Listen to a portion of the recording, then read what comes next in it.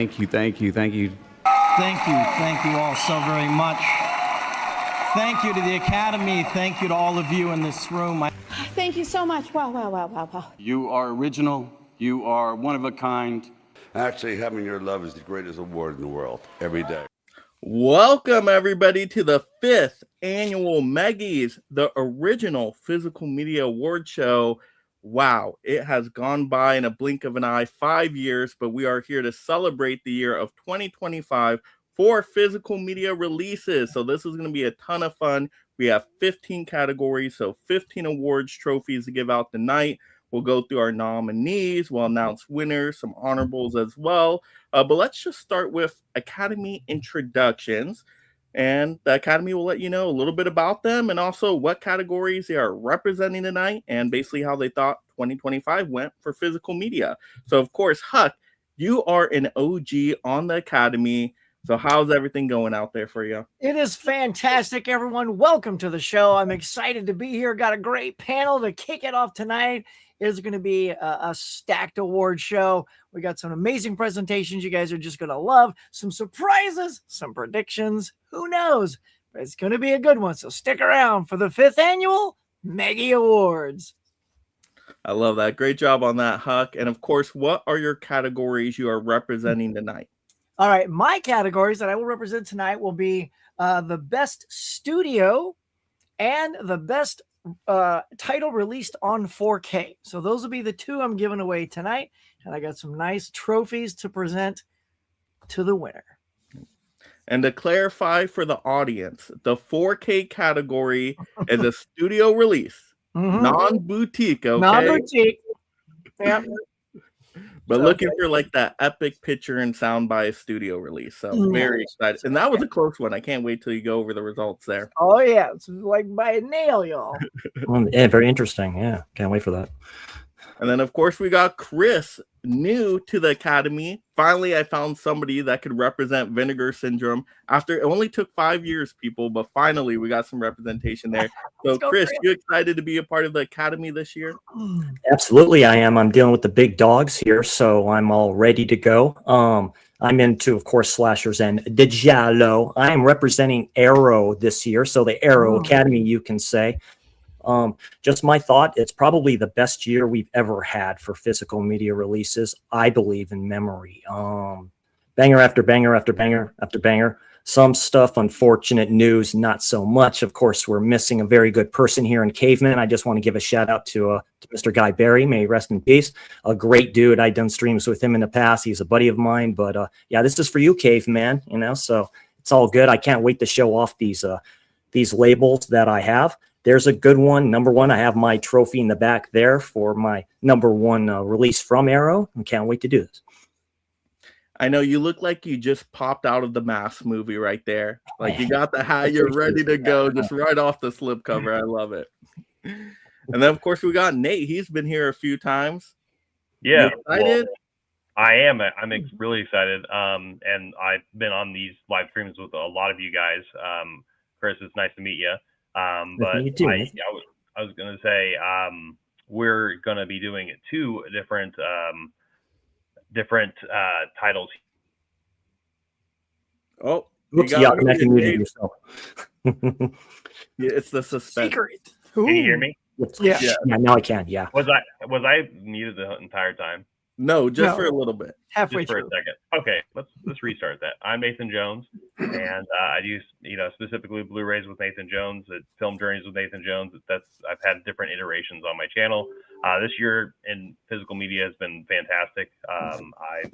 I've cut back a lot, but I've also been really particular, and there's been way too many good releases out. This year I'll be representing Criterion, and then also I will be representing the best boutique label. Yeah, and especially with Criterion there, that was a tough job this year getting the 4 nominees because they had so many banger releases. To narrow down just the 4, you did a great job with that. So very excited. May have some honorable mentions here. Ooh. So can't wait to see those. And then of course we got Jordan. Jordan, you are also new to the Academy, right? I am. This is my first time. Thank you for asking me. I'm excited.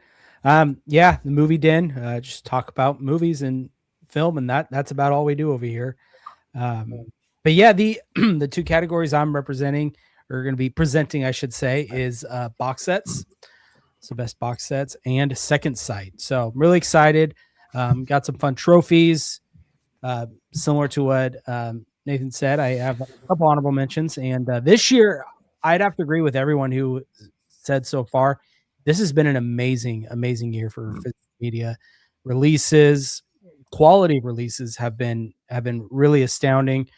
There's been some new labels on the block, which I'm always a fan of. So really excited for 2026 and moving forward. Yeah, second sight. I had to have you do that one because I know you're the second sight expert out there, and especially with second sight winning the boutique label tournament. Oh man, that was a great moment this year as well. Oh, yeah. Got all three winners here, by the way, Second Mike. sight winners Yeah, right right. here, Yeah, right? shout out to Jay Jordan. Just dominated everybody. Amazing. All right, Jake, you are back again. This is my third year. Yeah, I like doing these. I always like reminiscing in the year of physical media because I feel like the year goes by so quickly and there's so many great releases. So this is nice to have like a nice stamp of the year. It's awesome. And this year I'm going over two side tangents in physical media I absolutely love: Umbrella Entertainment and SteelBooks. So yeah, can't wait to bust into those. I know the audience would be shocked if they didn't hear Steelbook. If you were doing slipcover and said, well, what happened? No, so, of course, that doesn't sound right coming out of my mouth. And then, of course, Tony in OG. Yeah, I'm back from my fifth MEGYS. And this year I'll be presenting slipcovers because I do love my slipcovers. And I also have Scream Factory and Shout Factory releases. So very happy to be representing them. Yeah, that was an interesting category because you kind of had to pick, something from Shout, get some Scream Factory one in there and kind of mix and match. But you did a great job with that. So thank you. Very excited for all these categories tonight. For me, I will be representing Best Blu-ray, which means it did not have a 4K release, okay? Some people got confused on that in the audience. They're like, where's this title? Where's that title? I'm like, no, it also got a 4K. This is Blu-ray solo, okay? Only Blu-ray. Studio or boutique release, but only a Blu-ray release. And then, of course, we got Kino Lorber. Got to recognize the classic label up there. So Kino Lorber as well. That one was tough to decide as well. Both were tough. I was back and forth on nominees the whole time. And then, of course, we'll do the best piece of physical media for 2025. That means best overall. Can't wait for that category. That will be at the end.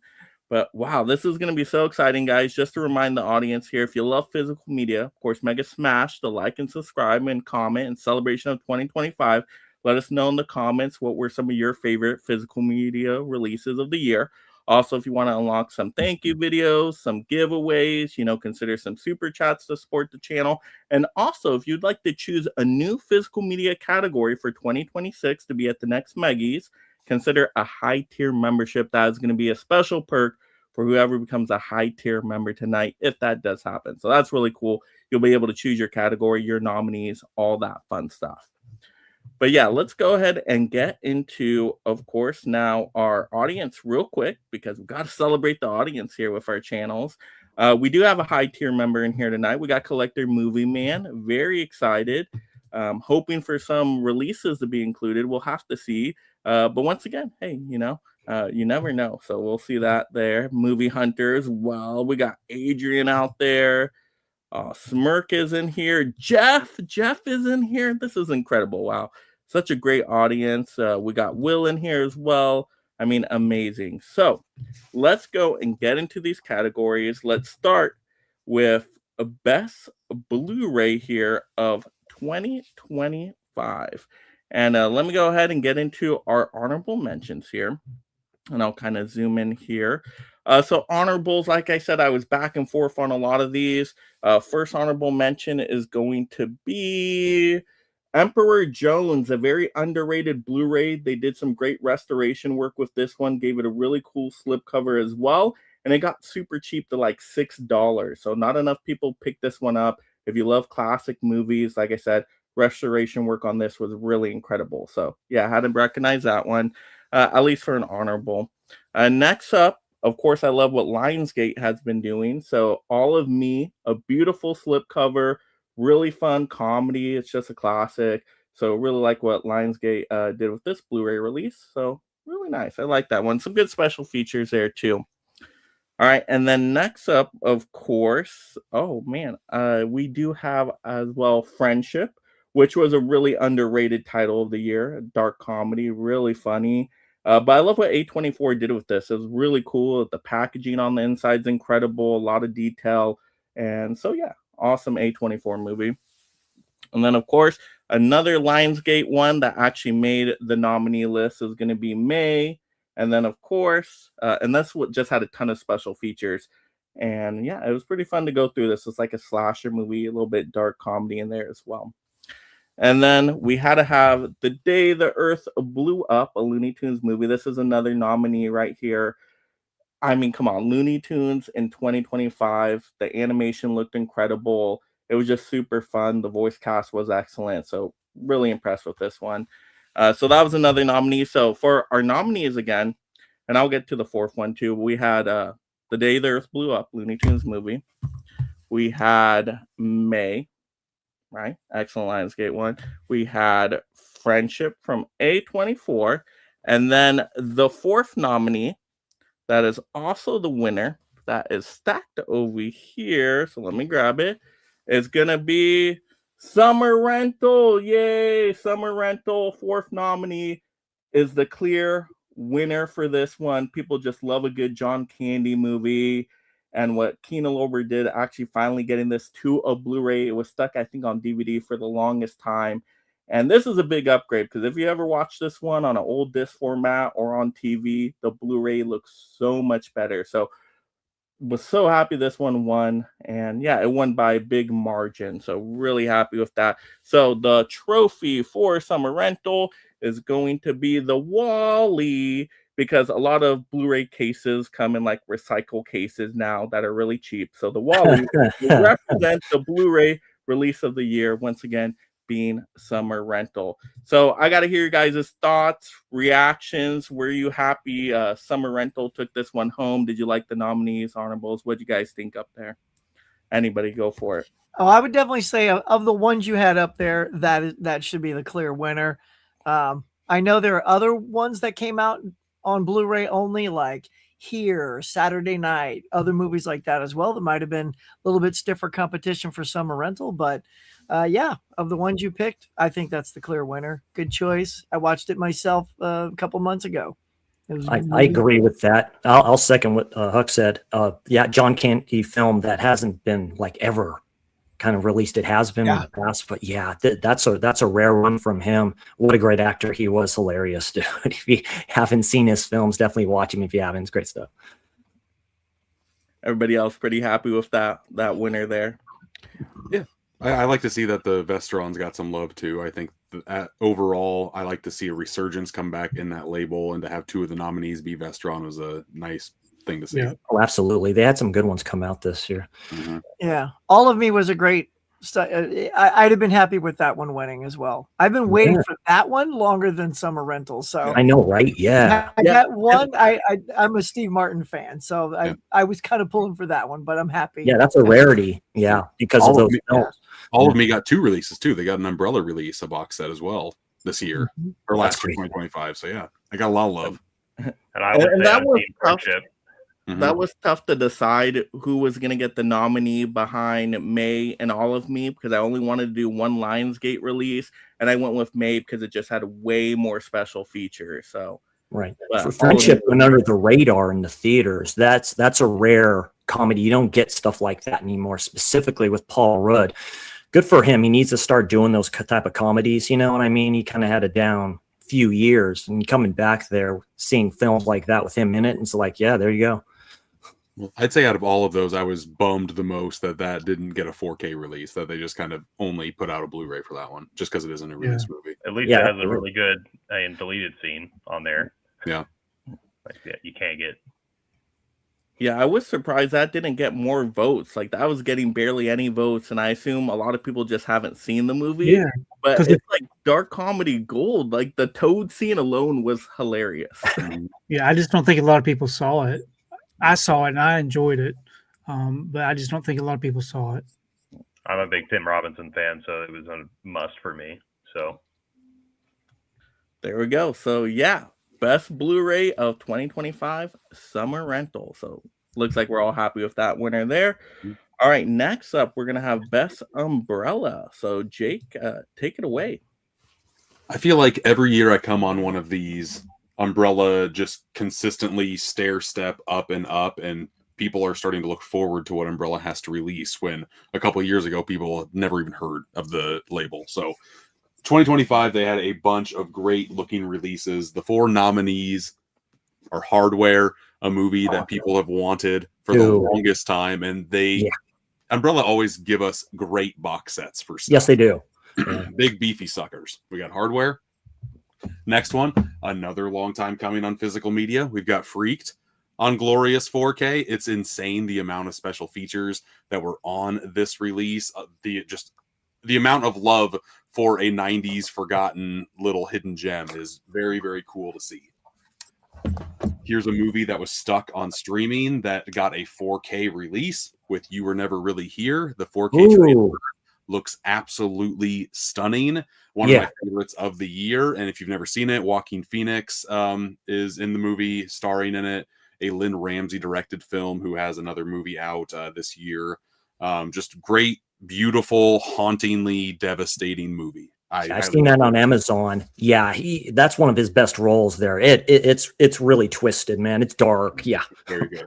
And this one for me was one that I've wanted on 4K forever. So when Umbrella announced that they were putting out The Fall, I was a very happy boy. Tarsa movie also got some love this year with a 4K of The Cell.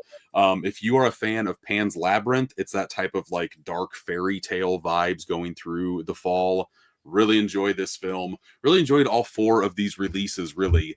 But the winner of best umbrella release with a whopping 36% of the vote is the 4K of Freaked. People really loved this one. I actually have a special feature on this release as well, so it's kind of cool to see the award go to this one. And the award is a little Marcel the Shell, because he's a little freak, so having him go on there just kind of seemed apropos. Congrats on that, Jake, by the way. Yeah, it's pretty cool. And then I've had a couple more announced the past month. The train keeps on going, and this was the first one. So to have a video essay on here, it's still kind of baffling because this box set is a monster. It's great. It's a great one. Mm-hmm. Yeah, I've seen none of those Umbrella releases, but I will say Umbrella was a boutique label I didn't know much about, and I didn't have any title from Umbrella until this year. Now I have like 10 titles because they just did their buy one, get one free sale. I just started picking up stuff, and I'm like, wow, Umbrella is impressing me. So I think I'm getting more Umbrella in the next few years. I've helped them spread the word on their company since 2021. And just to kind of see the stair step that they've taken year after year, it's awesome to where they're coming out with box sets like this and are really striving to make certain releases like the ultimate edition of that movie. I as a collector, I love to see it. I know Jordan may mention the film since he has Second Sight, but a couple of years ago they released Possession. That's a great release. I have Talk to Me. I have The Big Hand. I have that SteelBooks. Like, that's a great release. Great stuff. It's a great label. I agree. Yeah, and they have a lot of good Australian films that we've never had over here.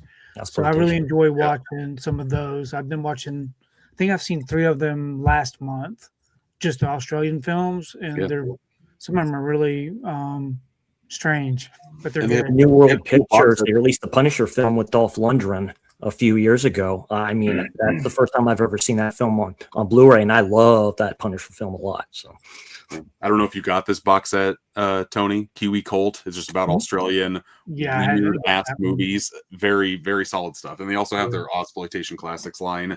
I like how they're still trying to spread out to more popular titles and keep their heritage in Australian cinema alive and thriving. Yeah.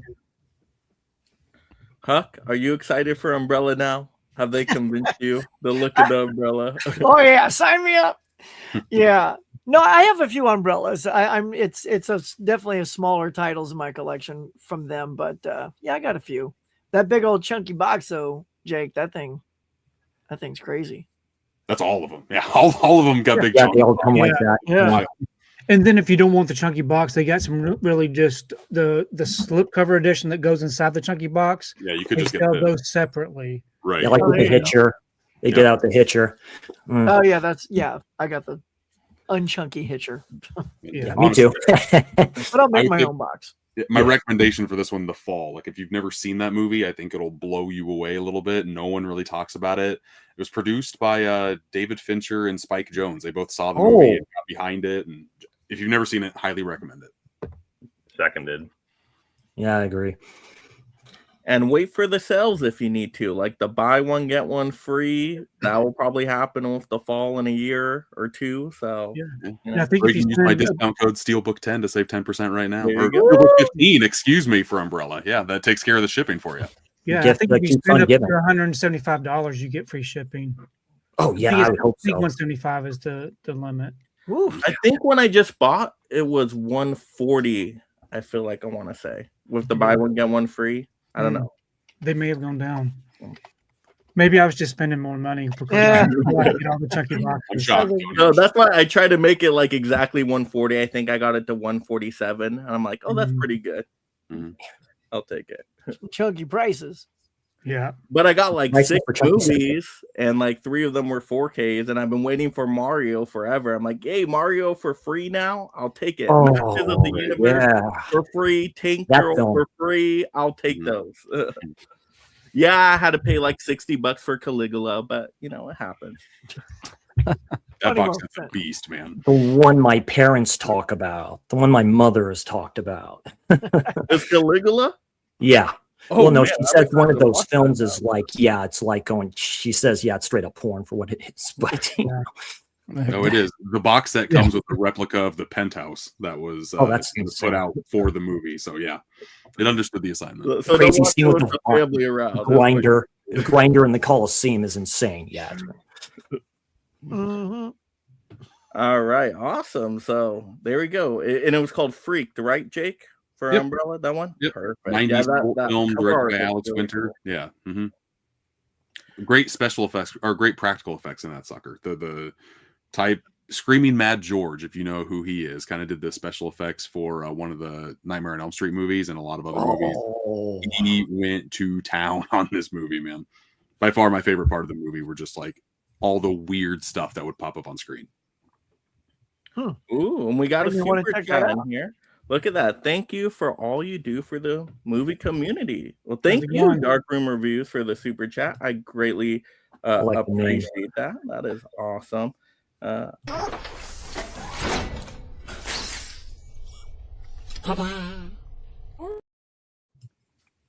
you go. Thank you so much once again for that super chat. Really appreciate it.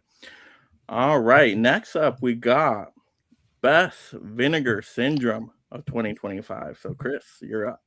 all right. Appreciate it. And doing the double duty, but I do appreciate it all. I'm hoping I'm doing these all in order. Give me a quick second here. So the first one, to me, this was the year of Lucio Fulci, Italian director, my all-time favorite Italian director who does not get enough love. It's about damn time he got appreciated. And the first one up here, I believe this was the ranking, is Murder Rock. I'm covering that up for a reason. What a great release this is. This is probably Lucio Fulci's last really good giallo film, really. So great cast of people. There's a song in here called like Crystal Blade. It gets stuck in your head. So basically it's almost a takeoff of Suspiria, where they comes with this great release, a slip within a chunky box and some cards here. And then of course a booklet here. I'll show that real quick. So yeah, almost like a Suspiria type story. Dancers are being taken off like one by one, basically. Heavy hitters in here as well. Good actors and actresses. Some you would recognize if you follow the giallo genre. So yeah, that's my honorable mention number one. Of course, Murder Rock, a great release. Vinegar Syndrome's killed it with their sets this year. Definitely. Next up for me, another honorable mention is The Nesting. Now, Scream Factory released this way back in the day. I've noticed Grats to Vinegar Syndrome. They're killing it this year. And here's the back. So it's exploitation meets haunted house meets slasher film. This writer basically has kind of like a writer's block. She has high anxiety and all this stuff. So she goes to this house that's basically that she sees in her dreams, and that she writes a book on it called The Nesting. It goes by another name too. I'm sorry, the name escapes me. And she goes there with her supposed boyfriend. She rents out the house. Bad stuff starts happening. Then you find out what this house was all about back in the day. You see a great opening of what happened here. It's really good of a film. It has a message, which I do appreciate as well. That's The Nesting. And then we have, of course, a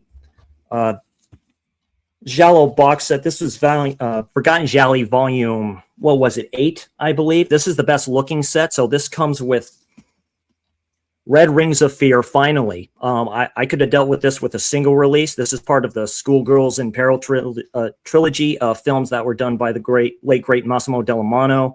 This stars Fabio Testi, which was in another newer film, which I need to check out, called Reflections of a Black Diamond, I believe it's called, and stuff like that, which is on Shudder. So this comes with 3 films, Reflections in Black as well, and then AAA masseuse good looking offers her services. I know it's a long name. That's how kind of Gialli films are. I would recommend this set for that one. It's totally different from a lot of Giallis I've seen. It's a later one in the later 70s. So definitely, and Vinegar Syndrome does great with their box sets, of course. Top loaders, kind of like what Severin does. Another great label who's released great stuff this year. So there's that one. Great set too, by the way. I highly recommend checking that out. And the winner is, and I get emotional every time I've seen this film. This is from their partner label Cinemagraph. This is the first one I've gotten from them. That's, of course, is At Close Range. Oh my goodness. I have an older 4K player. She revs up when this sucker plays. There's a reason for that. The picture looks great. It is loaded with special features. And what's interesting about Cinemagraph is they're basically, I'll pull this guy out real quick, basically literally are media books because, yeah, looks like a book. And you have these great just stuff that talks about the director and the film. And yeah, to me, this is Christopher Walken's best role. He is ruthless in this film. Of course, it has Live to Tell from Madonna, which is probably her best song, which she co-wrote with somebody I forget and stuff like that. And that theme goes out the film through the score. It's very good. I always get emotional when watching this. This film just kind of gets to me. Of course, it's based off a true story, but yeah, that's my champion syndrome for this year. And the trophy for that is this guy, since they are really champions of that. And this is my main trophy right here. Who's the better company than WWE? AEW, in my opinion. And yeah, this was it was a great year for Vinegar Syndrome. Great release, and that, of course, is At Close Range. I highly recommend picking this up when you do. I pre-ordered this as soon as they released. They announced this. That sold out already, didn't it? Yeah, I think so. Yeah, I just got my copy in yesterday. I haven't had a chance to watch it yet, but it looks really good. It's very dark if you have not seen it before, man, but it's so good. Yeah, Christopher Walken is peak. Phenomenal, man. Yeah. It just pops. Yeah, I decided to watch New Rose Hotel instead. That was probably a mistake. Another Christopher Walken movie. Cinematograph. Oh. Yeah. Yeah, a lot of people say it's probably maybe King of New York is his best, but yeah, Christopher Walken, he's on point here. Anybody else see that one? Oh yeah, I was gonna say At Close Range. Just to give you a fun little story about that, that's one of the movies I used to work. One of my first jobs was in a video store rental, but that's back in the day too, when you'd get up and you'd walk the floor and talk to your customers and give them your film advice. And if they start to trust you, you go for it. And whenever they go for drama, there were 2 that I always recommend, and they were almost 100% satisfied, and that was Somewhere in Time with Christopher Reeve. A lot of people had never seen that, and the other one was At Close Range. And I can tell you, nobody came back disappointed with either one of those. So I feel you on At Close Range. That's a terrific film. I came back. The Christopher Reeve one, Kino's releasing that this year, I believe. Yeah, when I saw that. Yeah. I did come back disappointed with Somewhere in Time, unfortunately. Yeah, but see, I would have known your taste and not given it to you. Yeah. Just the scene at close range when, an event happens and he turns to his son and he just goes like this. That's when you know stuff is real. That's when you're like, dang, yeah, he went there. Awesome. Very good. Good one. All right. Let's take a look at our next category here. We got Best Shout Factory, Scream Factory. Tony. Okay, let me pull up my list here. So the nominees, which we got a lot of great SteelBooks this past year. Oh yeah, Scream Factory. So one of the nominees is the Halloween SteelBook. Oh, but almost every single horror release just about got a SteelBook, it seems. And then for the G Kids line, we finally got Grave of the Fireflies. Great film. A very good film. It also came out with SteelBook, Tony. It did. I know, but I don't buy the G Kids SteelBooks. I just I understand that. That's where you draw a line. Okay. That's where I draw the line, exactly. Then I got Return of the Living Dead 4K SteelBook. That's a very nice looking SteelBook. That could be a SteelBook of the Year candidate. Yes, definitely. And then we also got Hard Boiled. Oh, so a lot of people were grabbing this. So those are my four nominees. And as far as Scream Factory and Shout Factory, they're always releasing tons of titles. And I know that it seems like it's slowed down just a bit with this transition over to Groove. But for the winner of all of these, the winner would be Hard Boiled.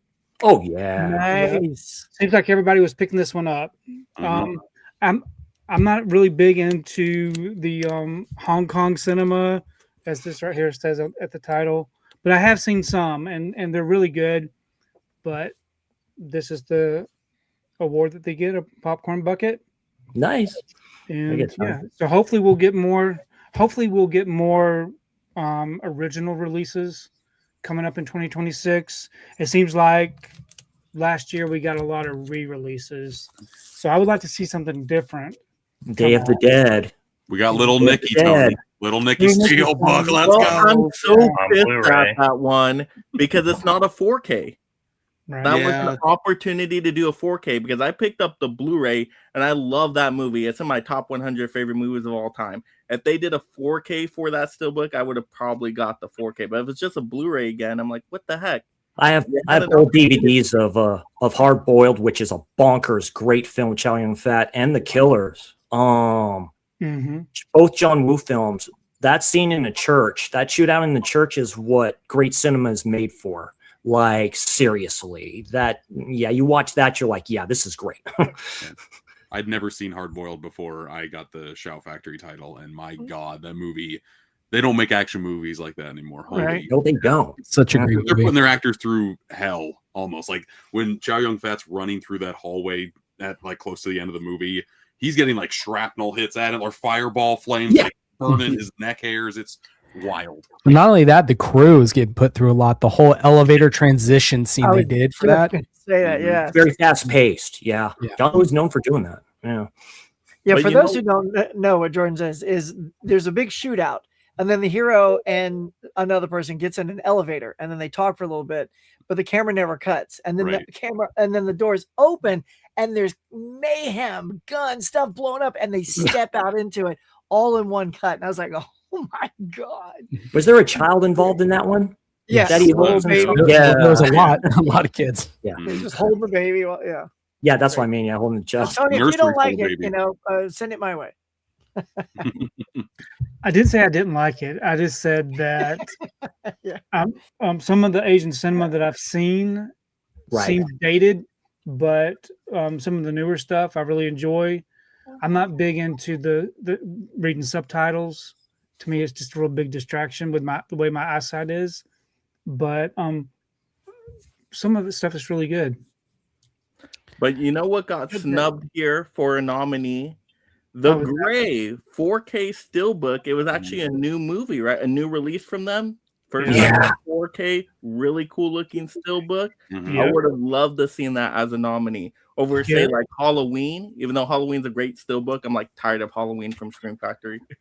Even though it was a re-release from Vinegar Syndrome, Fade to Black, that's a good 4K. I love that film a lot. Dennis Christopher. I highly recommend if you're a cinephile, watch that film. It's very good. But yeah, awesome. Was anybody surprised by that winner, Hard Boiled? I was so surprised because I'm like not into like foreign language films as much. So when that was just dominating, I'm like, oh my gosh, people love this stuff. I wasn't going to buy it up until I saw everybody posting about it. I think, man, there's got to be something good about this. Yeah, because it's different from them because they usually don't do that, you know. And I always like Tony because he's very diverse with like a lot of his stuff too. So it's like literally everything. So it works. All right, next up we got Best Arrow. So back to Chris. All right, thank you all very much. Yeah, what a great year first off for Arrow it's been, and what have you. So I'm going to talk about. So the first nominee is the first Arrow I ever bought, which is this guy right here, Alice Sweet Alice, and this release, Alice Sweet Alice, great 4K. You almost go tit for tat with the special features for both of these, except for one thing. I think there's a third version of this film in there. If you haven't seen it, it's directed by Alfred Soul. Follows this girl named Alice. Brooke Shields is in here for like 5 minutes. It's very anti-Catholic heavy, you can say, as a film and stuff. Very giallo adjacent. And the picture looks great. The sound looks great. I was very surprised for this film. And of course, it does have great special features that were ported over, of course, from that Blu-ray and stuff like that. Highly recommend this film. Definitely check it out. There's a sale. Definitely pick it up. It's a great transfer. I highly recommend it. Looks great. Next up, since it is the year of Lucio Fulci, I pre-ordered this and I got it. That's, of course, Don't Torture a Duckling. This is my third all-time favorite giallo. Of course, it has the beautiful Barbara Boucher in here as well. Farina Balkan, as you see on the top. It's unlike any giallo you've ever seen. It's very dark that only Lucio Fulci can do. Quick info on this and stuff like that too. He did this film after his wife recently died, and there was some stuff against the Catholic Church, and he puts it in here. It's very dark. It's very gothic, unlike any giallo you'll ever see. I definitely recommend you check this out, though. This ain't for kids to watch, definitely. Like I say, this genre isn't meant for anybody, but this is an all-timer for me, and definitely check it out. That's Don't Torture a Duckling. Great release that's loaded, of course, from Arrow. One thing you get from Arrow, great transfers and great special features. Next up on honorable mention, this would be a lot of people's number one release from Arrow, or just number one boutique release, period. My buddy Slasher Bro Darren says this is the release of the century. That's The House with Laughing Windows. This is it top 20 film for me? Probably. So think. Oh, God, you can put a lot of categories in here. I don't think it's a giallo. I think it's very giallo adjacent. It's basically, if you can do this with a double feature with The Wicker Man, with The Tenant, any of the Roman Polanski apartment films. It follows this restorer that goes to this town that's been a product after World War II, what have you, after all the events that happened here in this island town. And he's asked to just fix up this painting from this painter who had some very sadistic stuff going on in his past life. It's horror, it's gothic, there's cult elements in here. But like I say, this is a great film, a great release. I don't mind the slip things with this, but yeah, it's a chunky box and comes with a great booklet, which I've gone through. Definitely check this out. Like I say, anybody's list, this would be their release of the year.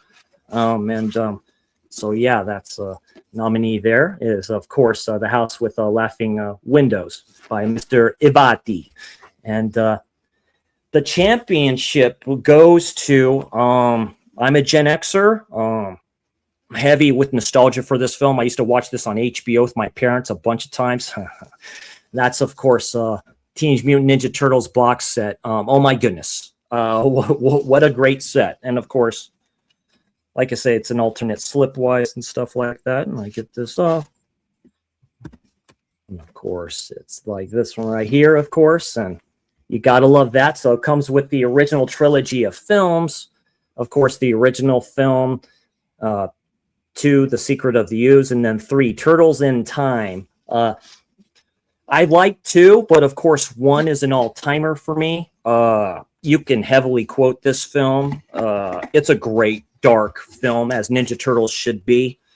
Like, literally, the Shredder character, like, just the quotes, like, at least he doesn't have to ask for a can opener, or I'll finish off what I've done to your ear, is great when he looks at Master Splinter.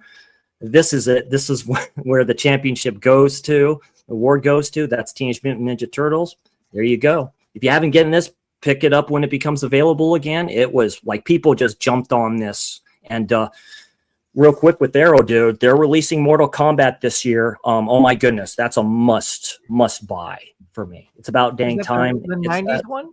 Yes, the 90s one. The greatest video game film ever made, in my opinion. films. That's my childhood. That's highly rewatched. It's a great film. Oh, that's exciting. Well, I love seeing the love for The House with the Laughing Windows, because that movie is incredible, and it's a very sadistic film right from the opening shot. That whole scene where there's some mumblings going on, and you see it's pretty horrific what you're watching. The soundtrack is very good. Like I say, it's good with films like The Wicker Man, like the Polanski films. You know, there's something going on that you kind of see but don't see, specifically the ending. I didn't see that ending coming for the most part, so I'm like, oh yeah, okay. See, and this is why I like being part of the physical media communities, because I've never heard of this movie until Arrow put a spotlight on it, and it's made me very excited to watch a movie that was not even on my radar.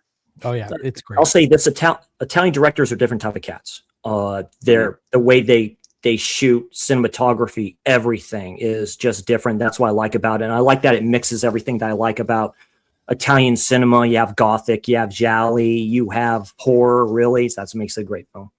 Yeah, I really enjoyed Don't Torture a Duckling too, that you were talking about a little bit earlier. Yeah. I never saw that movie before the Arrow video release, and that just it took me along for a ride, just trying to figure. It's kind of like a whodunit almost, just trying to figure out what the heck's going on. And it's a cursed. Giallo is a cursed genre. Mark Perel, who plays the priest in there, he died a long time ago and stuff like that. Unfortunately, drug abuse and what have you. But you know what a great ass. He starred in another Fulci film called The Psychic, that he did around the same time. Nobody talks about that film either. That's a great one right there. Yeah. And so great honorable mentions. Did you want to mention the nominees as well that lost the TMNT? Oh, that lost to TMNT? Yeah, all of them. If you don't have it offhand, we had. No, I do. Give me a quick second. I can bring them up. Oh yeah, absolutely. Because it was a good battle too. Like there was votes back and forth. It was going back and forth. I'm like, who's gonna win this one? So to see TMNT won, that was pretty incredible. But that's the one I was going for. So I don't know if anybody's shocked by that winner. But I mean, it's 3 movies. That's tough to beat in a nice box set like that. Yeah. Even though I haven't cracked these open and watched them, I have seen the 4K transfers of them and stuff like that too. So just good to get these both on 4K. Specifically, Jason Goes to Hell, which I've grown to really like as a film, since it's totally different, what have you, like that. And this is just a cool cover for Jason X. So the transfer, not that great wise, because it's a 4K, because this is 90s film, right? These are 90s. This one specifically is an later film, so it doesn't work as well as you may think it does and stuff like that, but it's still cool too. And like you could say Jason X is almost like a guilty pleasure and stuff like that. So those two, and of course, and I've seen this film before and stuff like that, but I'll say this, like Born to Be Rad Garrett has talked about this, and other people have talked about this. Pizzal has talked about this. That's Creepshow too. So, I mean, they're saying that the transfer for this one just beats the heck out of the Blu-ray. The colors look better and all that other stuff too. So yeah, it was hard to do. I just couldn't get to them in time. And I don't know if anybody has the show, but The Math, Dark Mm-hmm. City, the Dollars trilogy. Yes. All Yeah, of the Dollars those trilogy. nominations Oh, yeah. My there, goodness. Arrow had a hell of a year, man. I mean, they can Miss they 45. I mean, it's Yeah. like, dude, from Abel Oh, Miss Ferreira. It's like, 45. Yeah. yeah. I really like The Cell. I really like the Inglorious Bastards with all the great special features that they made Yeah. for it. They just another year that they knocked out of the park. Who would have thought? We And they're need also to get the releasing Freddy two versus on- Jason in that. We need a Freddy versus Jason era release. Like That's got to be in the or- pipeline, right, Tony? No, it has to be.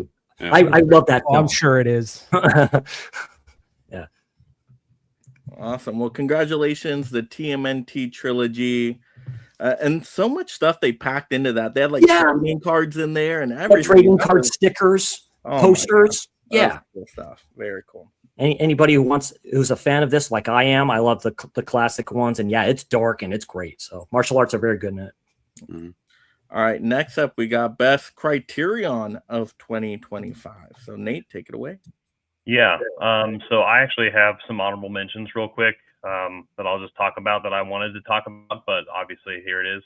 First one being Altered States by Ken Russell. Really glad this is on physical media in general. I haven't had a chance to watch that yet. Yeah, that has Fair. Drew Barrymore, doesn't it? Like a young Drew Barrymore.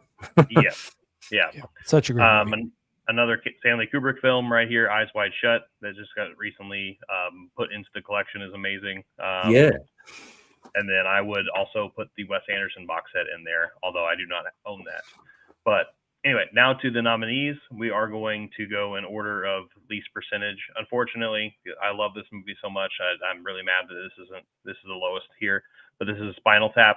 This is literally, I mean, R.I.P. Rob Reiner. Obviously, he just unfortunately recently passed away, but this is an amazing release. This is an oldie in the Criterion collection, so it's really awesome. I never got a DVD, or no, it had a DVD, but it took a long time for this to come out on Blu-ray and 4K for that matter, with a bunch of special features. So many great special features on there too. Sorry, Nate. Yeah. Yeah, no, for sure. And one of the best commentaries of all time. If anyone, who's hesitant on commentaries like me, I like to mostly watch movies, but that's a special commentary right there. Anyway, the best winner, or the Oscar best winner, Anora from Sean Baker. This is an amazing movie. If anyone hasn't seen this one, Sean Baker always tackles really incredible topics that are really underrepresented, and he does it in a really fantastic fashion, whether it's really funny or serious. And this is kind of a little bit of both, about a sex worker. So really good. Mickey Madison's incredible in it. Next is a 70s movie that we mentioned actually off air a little earlier, but this is a remake of Wages of Fear, and it is Sorcerer. And Yes. this is an incredible movie from William Friedkin, who did The Exorcist. This movie is tension to an 11, if you want me to use Spinal Tap reference a little bit. Very good movie, and very good 4K.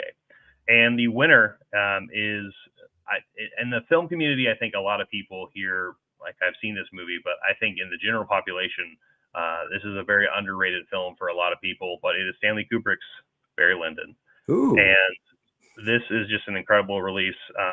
This was on Blu-ray a few years ago. I want to say like maybe a decade ago is when this came out, from Criterion, but it has a bunch of extra special features now that it is actually a full set that has more discs in it than the original. It has 3. It has the 4K, the Blu-ray, and the special features. And it also has Ryan O'Neal right there, along with that. And I think there are maybe a couple of new things on here, but besides that, the packaging is worth it alone. And this movie is one of the best looking movies of all time. If you haven't seen Barry Lyndon, you do yourself a favor. Congrats. And you win this little devil duck. Oh, nice. Yeah, I like that you mentioned in Altered States. I feel like that one really just was incredible. It's got kind of an H.P. Lovecraftian feel to it. Yeah. And with that release, just makes me hope and wish we finally get the Devils somehow from someone, maybe Criterion, but we'll see. I'd be crazy if Second Sight ever got that. Oh my gosh. Grindhouse. I That could would be a Grindhouse dream. trying to do it.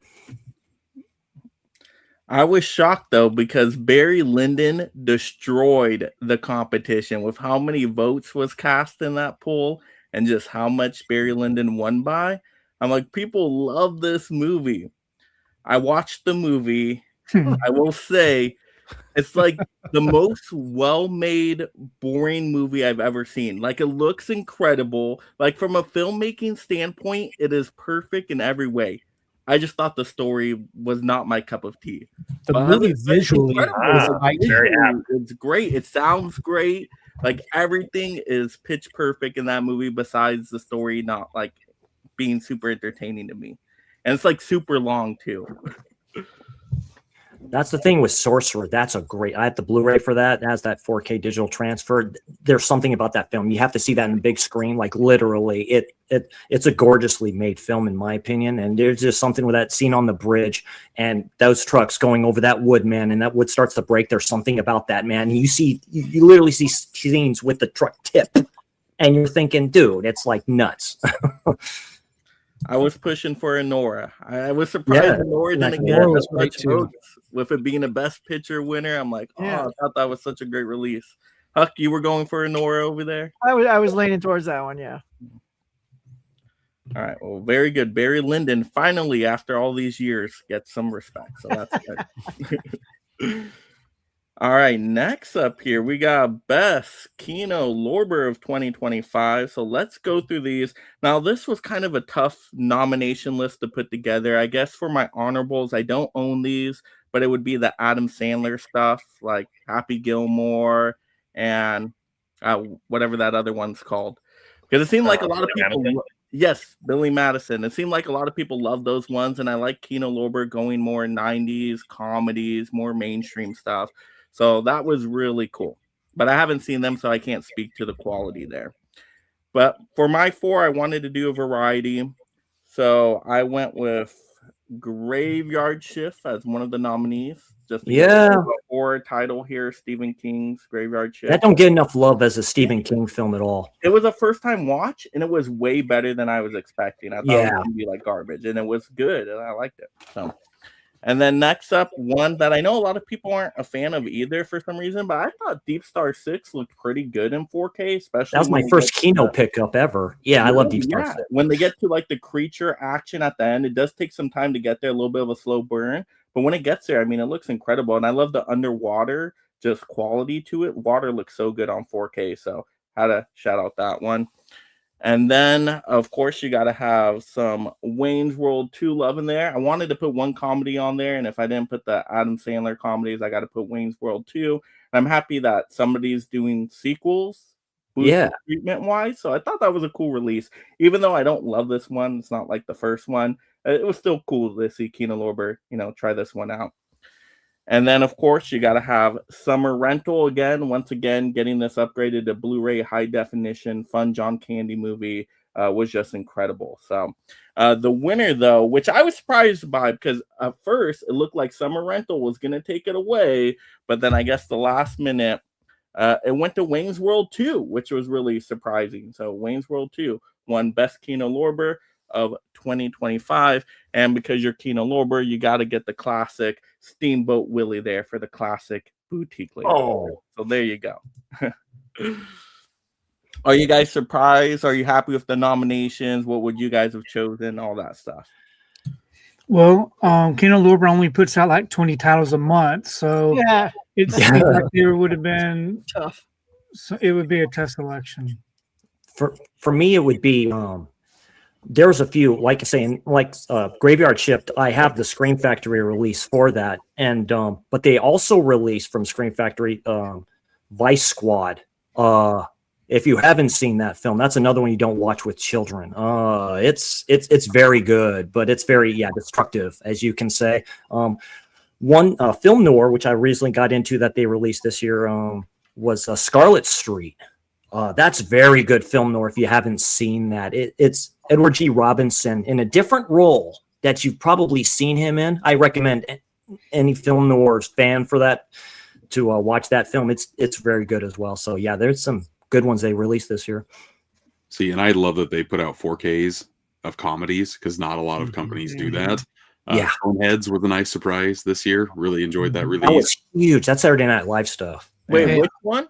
Coneheads. Coneheads. Yeah. Oh, yeah. I'm so shocked they did Nacho Libre just recently. Yeah, very cool to see from them. And Billy Madison. Billy Madison's an interesting. That's my favorite one. Was Uncle Buck this year or was that last year? That was this year, but I didn't want to put it with already having summer rental. I'm like, only one of course. That transfer only one looked candy. awesome. Yeah, it did. It was great. Now we need the great outdoors. So I'm hoping Airheads. Like Airheads would be a great 4K. Airheads, where's that at? I know. Euro trip. Aren't they doing like Beethoven though? Right, the dog one. Yeah, the dog one. Yeah. That's pretty cool. Beethoven. So they're expanding. They're trying to get more mainstream, more comedies out there. I love to see that. So that's cool. Who else would love to see the Beverly Hillbillies? Me. No, that's totally different than Even if it's just on Blu-ray, I'll take it. I don't care. I want it. Yeah. Absolutely. It is. Jim Varney is so good in that role. They're all good. That and the Dan Curtis stuff that they released, like his TV stuff that Dan Curtis who did Dark Shadows, dude, that's insane. Like his monster TV films, one of them being Dracula with Jack Palance. I highly suggest people watch that. So were you guys surprised by Wayne's World 2 winning? Like I thought Summer not really. had it. No, because Wayne's World's pretty popular too. I mean, you got that SNL crowd who loves that. So no surprise, especially like if people were looking and they voted on the other one and like, yeah, we gave the love there. You know, if they're the paying shock attention. jocks. Yeah, it's a shock jock comedy. All right, next up, we got Best Second Sight of 2025. Once again, won the Boutique Label Tournament, which is why it's all caps right here, because that was pretty impressive. So, yeah, Jordan, Best Second Sight. You had a tough job here. Yeah, there was there was a few of these were pretty close, I will say. This first one I'm going to show didn't get a lot of votes. Well, actually, before I do this, I do want to give an honorable mention. I wanted this in the running. However, when the votes were cast, this hadn't released yet. Oh. So I wanted this in, but it didn't make there it is. Unfortunately, possession. I think if this would have been in the running, it at least would have gone far. An amazing, amazing film. A movie that from the outside looking in looks nonsensical, but when you break it down, it's got a lot to say. It is a very disturbing film, and it definitely rewards repeat viewings because it's an amazing movie. It's James Bond if he was in that scenario. Literally, it's James Bond with Mr. Neil playing that part of a secret agent and Mrs. John D. I probably said her name wrong. the cinematography, just the way it opens up with the Berlin Wall, establishing isolation is basically what he's doing. Oh yeah, see the guards. Yep. Okay, so the first nominee was this right here. I'm not surprised really that this didn't get a lot of votes because it's a gnarly movie, but The Coffee Table. Yeah. This film is a very, very tough watch, but it's weirdly kind of a beautiful film. What I like about this is no person is a victim. Even the one that we don't really care for, we don't cheer for in the movie, he is a victim. It's a great, great movie. If you can stomach it and if you are up for a challenge of a film, watch this. It's a movie you won't soon forget. Like and you probably won't watch it. I watched it and I haven't watched it since. So it's highly unrewatchable. Yeah. This one right here, I thought this movie was incredible. It's a Sean Baker film from Second Sight, and they did The Florida Project. This movie deals with the hidden homeless in Orlando. They live just like basically in Walt Disney World's backyard. And it's about a mom and her daughter. There we go. Everything's backwards, so it's throwing me off. A mom and her daughter, and they are living at this hotel. And it talks about how every like 30 days or so, they have to temporarily go to another room so they won't claim residency. You have Willem Dafoe, who plays the manager of this hotel. I think his performance was the greatest of this movie. Either him or the little girl, she was incredible. This movie's kind of told through her eyes in a way, hence the coloring. Everything's very vibrant, and the ending is very, very touching. This is a great movie, guys. Next, this one right here, we got When Evil Lurks. Oh yeah, this Spanish film. Wow. And very, very ballsy of Second Sight to choose this as their cover for this release. Very infamous scene that if the first time anybody sees it, they will not see coming.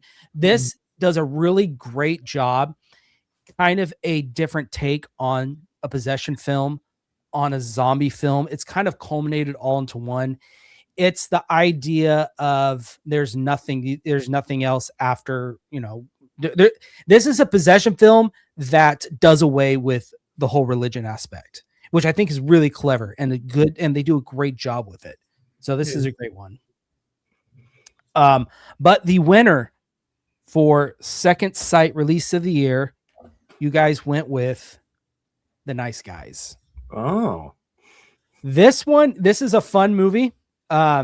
You've got Russell Crowe, Ryan Gosling there. It's kind of a buddy cop film. Ryan Gosling's more of the professional, and Russell Crowe's kind of the strong man, the work for hire type of guy. And it deals with the adult film industry. But it's a really fun film. Shane Black, they got him back for interviews. They got a bunch of people back that worked on this film. So you guys picked what won Second Sight was The Nice Guys, and The Nice Guys wins. Figured we go with a popcorn bucket. We're going to go with a Wolverine popcorn bucket right here. Hey, now. Let's see that popcorn. Right Yeah, there. let's see that bucket one more time. Yeah. There you go. So that's our trophy for this one. I would definitely give it to Possession if it was in the running. Yeah, I was funny because I told Mike, I said, man, I wish I could, but unfortunately it hadn't released yet when the votes had started. Right. So When Evil Lurks would be mine, the kind of number one from them. I saw that film on Shudder. I like it a lot. I like the scene with the dog. I kind of saw it coming. I was just wondering if they was going to go there with it. or show the whole thing. Yeah, show the whole thing. I was like, whoa, okay. I'm like going, that's a big dog. Something's going to happen here with the dog. But I loved it. I loved it too. And I did not mind the subtitles on that film. It was Me worth neither. It was worth it. And visually, this Second Sight 4K looks so, I mean, we're shocked. It's Second Sight, their work is incredible. But it looked so amazing. Oh, like with Freak when they released that last year, like, dude, it's like, yeah, that's like all-time found footage type stuff, the Freak tapes now and stuff like that too. That was great special features. That's just a Blu-ray, but that was a great release from them too. Yeah. And as far as the Florida project, that's another one that I really enjoy. It's almost like a documentary style film, and they hired a lot of homeless people to be extras in that film. Oh. But yeah, it's another good one. If nobody's seen the Florida project, definitely check that one out. The Nice Guys was my favorite 4K release of the year. Yeah. Oh, really? Okay. It's up Perfect there for me movie. too. To me, it stands the test of time. Yep. Ryan Gosling and Russell Crowe play amazingly off one another. The supporting cast of characters are very memorable. The 4K transfer of that movie is great. One of my favorite video essays is on that one, talking about like the buddy cop genre and how Shane perfected it. Okay. So it's perfect package for me. I remember seeing the trailer for that, of course, when the film originally came out in theaters, and I like just seeing kind of Russell Crowe being different. My all-time film is Gladiator, but seeing that role kind of from him, and I know he's done different stuff in the past anyway, but it's like looking at that, I'm like going, okay, it looks interesting. That's Ryan Gosling when he was kind of just getting there to that point. Yeah, what's great about this movie is when you first meet these two characters, they're not quite what they seem on the surface, and you get to really learn about each of these characters. That does a really good job with that. Yeah, I was not shocked the Nice Guys won because it seemed like a mainstream kind of crowd pleaser. Yeah. So it did pretty well with the votes, right? Like by a wide margin. I think it won, didn't it? Yeah, it got 48% of the votes. Yeah. So almost half. Huck, are you a fan of that movie? A Nice Guys, I'll be honest, I thought it was uneven. I thought it was a little like I enjoyed it, but it was sort of built up as this amazing thing, and then like 'cause sometimes like Ryan Gosling, there's a part where he sees the dead body on the ground and he starts doing literally Abbott and Costello. He goes. Like, nobody does that. Nobody does that in real life. So I thought, okay, what tone is this movie going? And that was the moment I'm like, if it was more all that cool, but it was just only that in some spots. I'm like, I don't know what he's going for. So I thought it was ridiculous. So drunk off his ass. Yeah. You just got to go along for the ride. Mm-hmm. Yeah. Well, I was, but it pulled No, me I out. know. So sadly. Well, with the votes, the Nice Guys did not finish last this time, so that's pretty good. Again. All right, so next, those were our boutique labels. Now into even the more prestigious categories. We got Best Box Set of 2025. I think, Jordan, you're going again. Yep. So box sets, this one, for me, at least for me, choosing what to, this one was tough for me. So first, what do I have here? So sorry, I got to move some stuff around here because they're box sets. They take up a lot of space. Yes. So our first nomination here is an A24 release, and that is going to be the X Trilogy box set. Look at that. It's beautiful. I think that's the big thing. But what I love about this is we're actually getting X on 4K. It's a huge shame that Second Sight didn't get it. It's just due to licensing and all that stuff, unfortunately. But such an incredible take on like the 70s and going into the 80s, dealing with all of that. And I think Ty West nails it so perfectly. And it's so cool to see Mia Goth go from Maxine then to playing Pearl. That's really cool. But visually speaking, I think my favorite one of this is got to be Maxine. Thank you. Thank you for saying that. I love Maxine. It's got there's a kill in this movie at a video store, and it is a straight Italian giallo kill. The way it's shot, the way the blood sprays when he gets the back of his neck cut, and it has a pretty high up there, I would say, head explosion scene that was done practically and digitally. It took like 3 or 4 practical shots and fused them together, and it looks great. So really, really love this box set. There's a scene on a stairwell too where that head drops and she sees who it is and stuff like that. The actress that she's talking to. Yeah, great stuff. Yeah. Next, this one right here. I know, Chris, you're gonna appreciate this one. So this was the next nomination that we got. And from Scream Factory, we have got the Mario Bava Blu-ray box set. Now, this was incredible. I was so shocked when they announced this. The amount of prestigious films, in my opinion, that are in here, I think are great. Now, they did do us dirty with Black Sunday. I will say that. I argued that, hey, you know what? Delay this a month and put the 4K in with this set. No one would have complained. Yeah. But you got great ones: Black Sunday, Black Sabbath, Kill Baby Kill, A Bay of Blood, which, by the way, Severin's releasing this year. Yeah. Oh yeah, I have that pre-ordered. That might be release of the year for me for next year, but it's pretty close. Year, I guess we'll see. But Mario Bava, the godfather of Italian horror films. So that's this box set right here. That was next. The next nominee we got right here, we've already seen this showcase tonight, but that is the Teenage Mutant Ninja Turtles box set. What can you say that hasn't already been said about this? This is pure nostalgia for, I think, most people in the community. The 4K transfers look great. And even though 2 and 3 were done from the Inner Positive, they still look really, really good.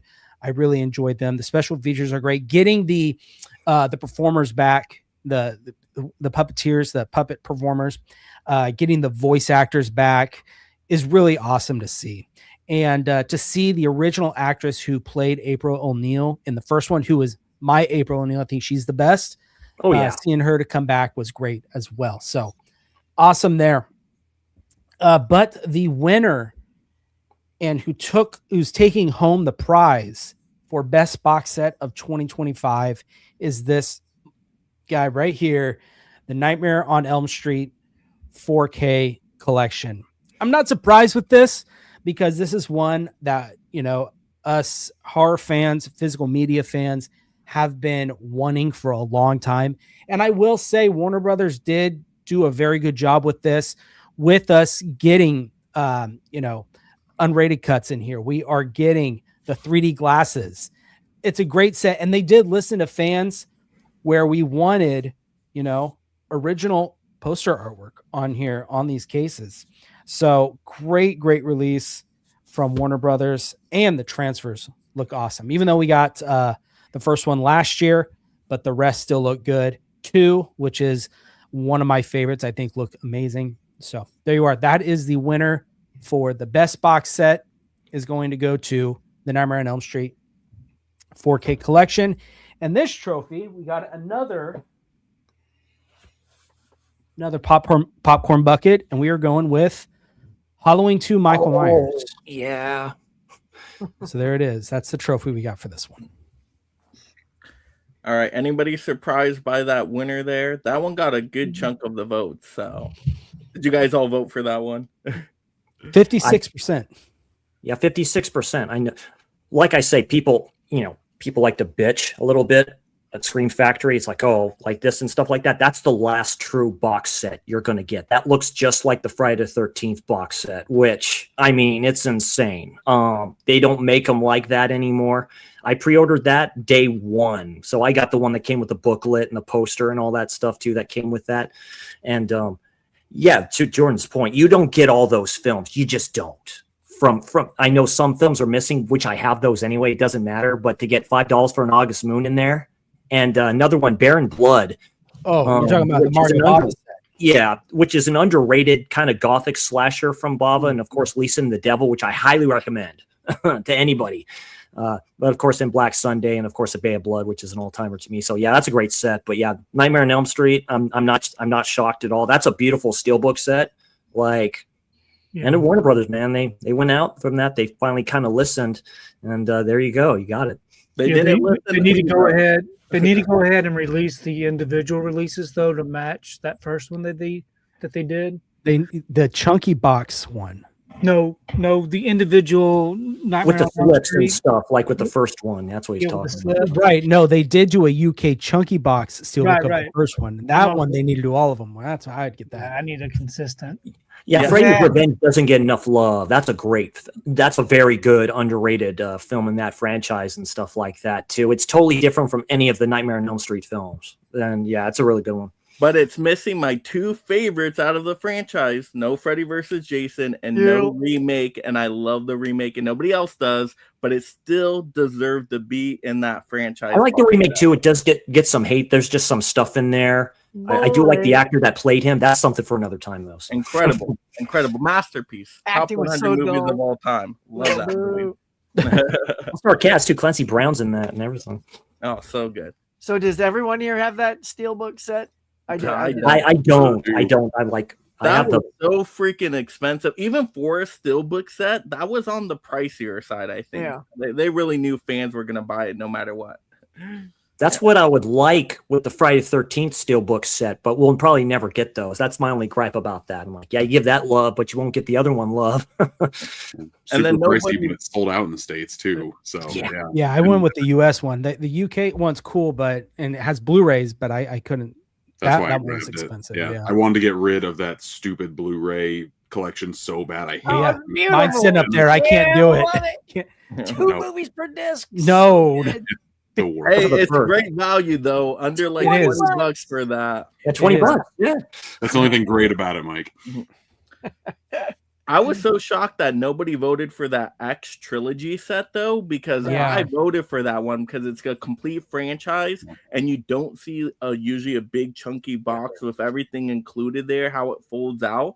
I feel mean, like if you're an X trilogy fan, you can't do better than that set. The That was ranking for those, I go with X, Maxine, and then Pearl. People love Pearl so much because it's totally different. Mia Goth's best role, in my opinion, is an Infinity Pool. Yeah, and Pearl, she's batshit crazy. But Maxine, I saw that in the theater, and yeah, just Betty Davis eyes, man. If you don't know, now you know.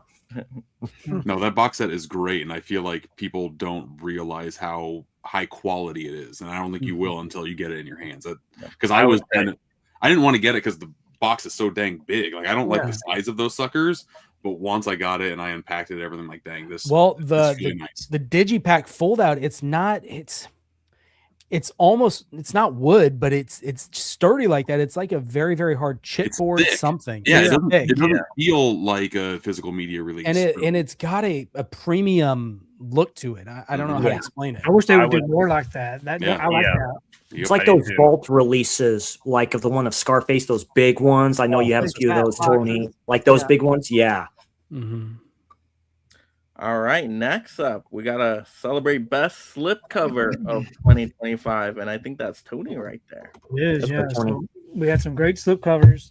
So, first up, we have Fantastic Four: First Steps. This right here was a hard slip to get. Apparently, you had to go to Walmart to get this slipcover. Yeah, but love that. And then we got Lilo and Stitch on 4K. This beautiful artwork. I love the way that they do the Disney art, especially when it's something different and unique. And then we got Sinners. This right here is like a foil underlay where, you know, it's kind of got a shine about it. Of course, all of my slips are in these protective bags just because I like to keep them nice and clean. But this right here was a nominee. And then we also had the Superman lenticular. Oh, lenticular. So who doesn't like a good lenticular? Bro. That one's great. That's a great use of lenticular. It's so clean. And so it's nice. This happened to be the winner, of course. And the winner of the Little Bob. Little Bob. Little Bob. Or we could have done the Little Devil Duck too. Mine said neon green. The only thing missing in that lenticular is, of course, the dog. Yeah, that gave me chills at the start of that trailer, man. You hear him say, "Take me home," and you see him. You see Crypto coming, man. I'm like, oh, dude, that's great. Yeah. I'm curious about Huck though. Huck, this isn't our Superman, is it? This is what? This wasn't our Superman, was it? Huck loved it though. That was one I of know he loved it, but it's still not Christopher Reeve. Yeah, it's no Henry Cavill. No, but for me, Henry Cavill, I agree with that. Yeah, he's the second best though. Yeah, in my opinion, like he embodies everything that we're looking for in our Superman. Right? Yeah. You know, if you want the Cavill, you know, and Brandon Routh, to his discredit, he wasn't given a good movie to be Superman, but I liked him as Superman as well. Yeah, but he looked just like him. Yeah, I think Corn Sweat though, if he gets a second movie, that's he will. Better. Yeah, they're working on Green Lantern, so and I know they're doing Man of Tomorrow. So yes, they are. Yeah, that's kind of what that's based off of. Gunn did his research, so and yes, they did re-sign him onto a new contract. So people need to calm down with that. So yeah, he's there for the foreseeable future. But great nominee choices there, a lot of good variety, and I love how even the slipcovers had variety. Like some had embossing, some were lenticular, some were just beautiful drawings. Like so, great choices there. That was a tough decision, but I think Superman got a big percentage of the votes, right, Tony? I mean, that lenticular people just loved. Yeah, 51% of the votes. Yeah. Very nice. Woo! Fantastic Four is really nice, though. That's a nice cover. I still need to see that film, but yeah, it looks pretty good. It's a good. I enjoyed the movie. I did too. I really it's enjoyed the best MCU movie of the year. I don't know if that's saying much, but I don't know. Thunderbolts was pretty good. I did enjoy that one. I mean, that's pretty. They did release 3, so that's a pretty good thing. To say. We don't talk about Captain America 4, so yeah. All right, best Steelbook of 2025. I'll get in here eventually. Saving the best for last, Huck. Are we? Yeah, I think so. I think so. Exactly. It goes by prestige. So Okay. So there were a lot of great SteelBooks that came out this year. I had a video on my channel on my favorites. Here are 4 of those representatives. First one from Lionsgate, we've got Snowpiercer. This sucker is great. I love the slipcover effect, and you take the slipcover off, and it opens up into a completely different, larger image. I just think the sucker absolutely pops with the gloss pops and everything. The inside, each disc is different, and then the inside is like the wreckage of the train. That's an underrated film. People don't talk about that film enough, in my opinion. It's very good. Mm-hmm. Next one up. Didn't think this was going to go as hard as it did, but then I got Constantine in my hands. Oh, wow. And my God, the debossing on this sucker. Wow. Both on the front and back cover. It's just absolutely wild. More companies need to do debossing like this because it adds so much to the SteelBook. Without it, it wouldn't have made the list. With it, it is a top contender, my friend. On the inside, you got, a nice hellscape and then a 4K disc with that same logo that's on the back here. Next one up is my favorite SteelBook of the year, which goes to Dirty Harry. I liked it so much, I got the big beefy UK box set for it. But just this artwork that they used for Dirty Harry, absolutely love it. The 4K transfer on this was great too. But like every piece, every ounce of this is just dripping in great style to me. I love this SteelBook with a passion. Aaron got that one too. He really likes that. Cult of Cinema. He really liked that. He showed that off too one time. During one of his there were videos. 2 other great SteelBooks of Clint Eastwood's this year as well that I highly recommend. But my favorite and the winner of the SteelBook trophy is, with over 50% of the votes, of course, it's this sucker. Kind of unfair. The 7 SteelBooks versus 1 for each one, but this library case box set for A Nightmare on Elm Street pops in every way. Number one, it's the first type of box set SteelBook wise like this to have embossing on the actual case, which is cool. The first library case to have red. Normally all of them are black. So they knew that they needed to make this stand out for collectors. I feel like mission accomplished there. And then we talked about the original poster artwork on each and every one of these suckers. And it's got a nice little metallic sheen on there as well. Just, knocks it out of the park. And yeah, I did get the UK one. So the inside has a 4K and a Blu-ray. Just very, very cool stuff. Couldn't ask for anything more for this franchise. My favorite slasher franchise of all time gets a great high-quality SteelBook box set. Bravo. Bravo. Great variety there. I was That's pushing good for stuff. Constantine. Constantine was such a surprise because the picture online looked terrible. Like it doesn't look good at all. Right. But then when you get it in, you're like, oh wow, this is a cool SteelBook. Completely shocked me. Yep. Anybody shocked by the winner there, nominees, anything like that? Yeah, Not I mean, if surprised by the winner. it wasn't a big chunky box set going up against everything, I'd have been curious to see, like, maybe if the Superman Steelbook was in there and it was all That like one's great. singles, then it'd have been really tough. But I mean, how do you? I don't know that Dirty Harry Steelbook, the artwork that those the are type nice. of I like that artwork color it is, scheme. just looks so good. Yeah, all 4 of those SteelBooks that they put out for Dirty Harry, or Clint Eastwood Clint film, Eastwood, yeah. were excellent. Outlaw Josie Wales looked Also great. Yeah. Oh, that Yeah, one I the think was that my they favorite. did. That's a great. I like that better than Unforgiven. I like the Outlaw of Josie Wales a lot. Yeah, that's a good Clint Eastwood one. That's when he directed. So Yeah, that was a tough job this year, though, picking those nominees, Jake, because there were so many freaking SteelBook releases. Yeah. Like mostly every major 4K mainstream release had a SteelBook option. this is just the one SteelBook which I would put as a SteelBook of the year because I do like the film. Other people are kind of divided on it, but there's issues with it. That's of course in the Violent Nature. This is nice, but you have the shutter here, and the stupid 4K sticker was actually on the SteelBook. So that's what pissed me off. Don't know why. They did that. So yeah, you're the worst SteelBook of the year, which is too bad. 'Cause this is a good 4K. It looks nice. All right, awesome. Great choices there. And that Nightmare on Elm Street just keeps winning. I almost didn't put it on there, but I feel like I had to put it on there, even though I knew if I did, it was going to win. Yeah. All right, let's get into now. Huck, you can talk now. Hang on. Hang on. That's 4K of Let me wake up. 2025. All right, so we're definitely going mainstream here, y'all. So it's just all about, what the studios turned out that we enjoyed. So I'm just going off strictly picture quality, sound quality, bonus features, some quick honorable mentions. I mean, you can't beat visuals on Wicked. I mean, it's such a nice. beautiful thing. Agreed. Sonic 3 was tons of fun. I love the fact they released those films. Those are very good video game films. I'm like, it's totally fun.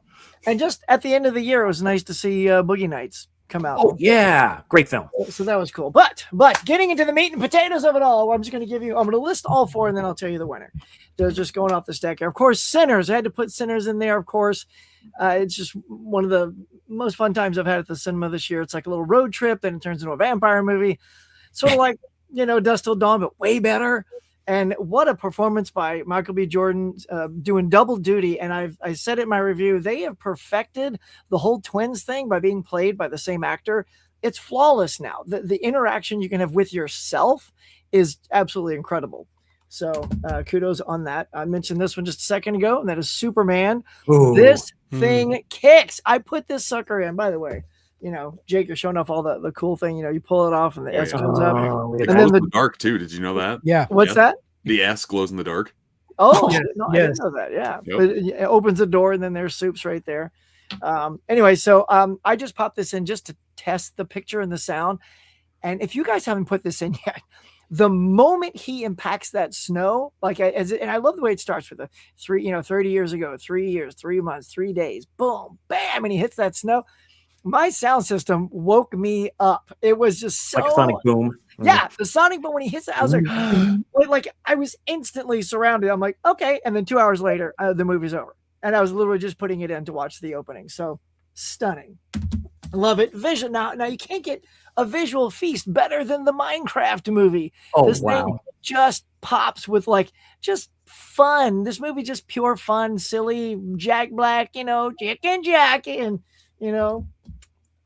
love a chicken. And Jason Momoa being Jason Momoa. Love a chicken, yes, tasty as hell. I mean, look, it's, he's got to sneak in some songs and just visually seeing something different with the whole cubed aspect of it. I played the game with my daughter, so I didn't know it intimately, but enough to get it. And then if there was Easter eggs, she would tell me, oh, that little pig with the crown, that was the guy who was the best player and he died. And they honored him by putting in that little pig with the crown. I'm like, yes, they did. I love that stuff. That's so beautiful. And then finally, oh my God, if you saw this in the theater, F1, y'all. This thing is, it's like literally Top Gun Maverick on the road, directed by the same person. It's like you're in the cockpit with Brad Pitt, and who wouldn't love that? Am I right? So these four are the ones that I chose to just celebrate. Now, I will say, 2 of these were at the bottom at 18 and 15%, but there were 2 separated by 1%. And I will show you. And wildly, to my shock, it was not Superman. The 2 that it came down to by 1% was Sinners and F1. That's a nice slip for F1, though. I have to admit. Oh, yeah. And I got shafted. Y'all didn't get a slip. Anybody got a spare slip? Let me know.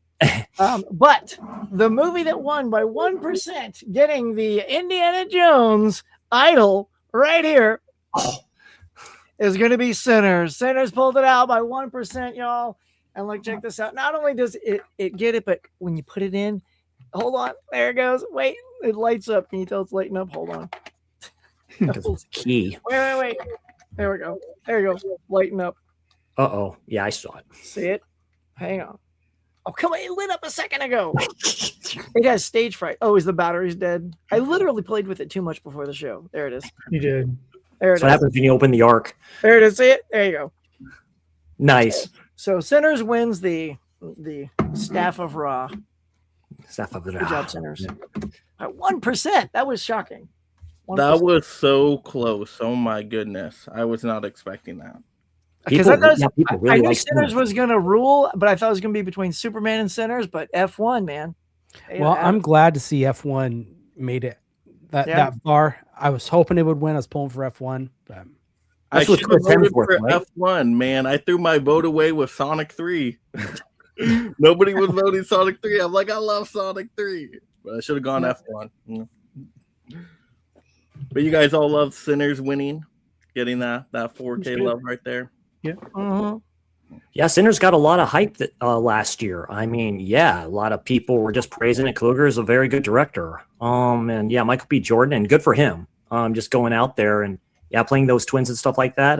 Mr. Hardy did that too in a mob film and stuff like that, playing himself too. That's very, very cool. To Huck's point, you can play, twins and stuff like that too. The cinematography is very good for what I've seen of it, and yeah, great stuff. Yeah, the music is great. It's like on Sinners, it's the small thing. Like they brought the IMAX expansion of the screen. I love it when home releases do that. Not enough do. That's what Dune did for me. Like if any film really, I said to like test out a 4K player and a 4K TV would be films like Dune, films like Sinners, stuff like that, where it can really pop and make you think, well, wow, this is pretty good. But I did love the sounds with F1. Like you felt like you were in a Formula racing car. That was great. All right. Well, Huck, you're up again. Up again. Best studio. All right. Best studio. All right. Nothing really to show, just to brag about the studios. Of course, we had Lionsgate. You guys have been showing off so many fantastic titles through Lionsgate. And not only that, they created their website. Now you got the exclusives there. So that got a lot of notoriety, a lot of people excited. Universal is the other studio that I tossed in there, obviously doing well, continuing with the Jurassic World franchise, and Sony giving us a little bit of a surprise with, it's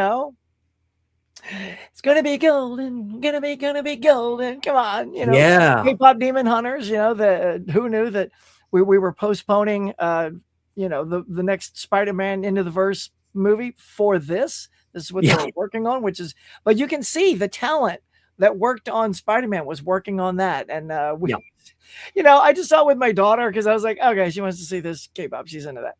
And I was totally entertained. It looked great, sounded good.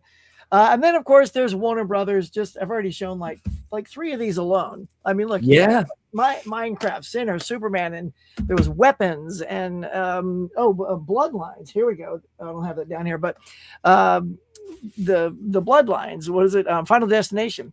They were on fire.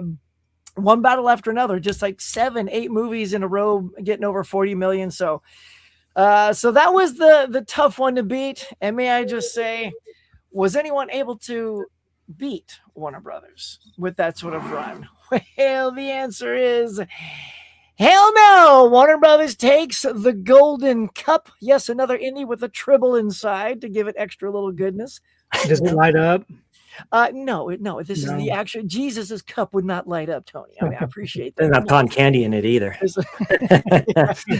But yeah, so we're going with the Holy Grail as the award for Warner Brothers for duking it out with all the studios this year, but absolutely churning out more crowd-pleasing pieces than any of the other ones combined. Warner Brothers with Hammer with their deal bringing out Curse of Frankenstein. Absolutely pick that sucker up, and Hammer of course with their own version of that too. Almost release of the year right there. That one. Yeah, and just how they're working with boutique labels with Arrow and now Vinegar Syndrome. Like, oh yeah, they understand what it means to really work out your catalog and make sure that movies that are just sitting in a warehouse somewhere are able to get another second life and a spotlight shine back on. Yeah, Vinegar Syndrome working with Warner Brothers, that's huge. And good for them. Going, we'll help you out. Yeah, you have titles, we'll take them. 40, supposedly. So we'll see. Isn't that great though? It's like you're so worried about some of these other studios, and the one that's getting scooped up by Netflix, and everyone's so worried. It seems to be the one that's like, here's our catalog. Who wants to put it out? We're going to put these out. You put that out. And it's just like Amazon with MGM. It's still the same thing. You still see those releases, and through Vinegar Syndrome as well. It's crazy. But I thought it was going to be tougher competition because Sony is great with their SteelBooks and box sets. Yes, they are. They have some of the best box sets around. I mean, Columbia Classics, the Frank Capra set. Right. I mean, they do great stuff there. One. It looks awesome. Oh, man. Yeah, that Jurassic World film came out of nowhere. I was needing to watch that one, and that got good reviews. And I was like, wow, I didn't think it would. The theme parks, I mean, that's incredible in itself. Epic Universe. Yeah. They could win off of that. I love Universal. Yeah.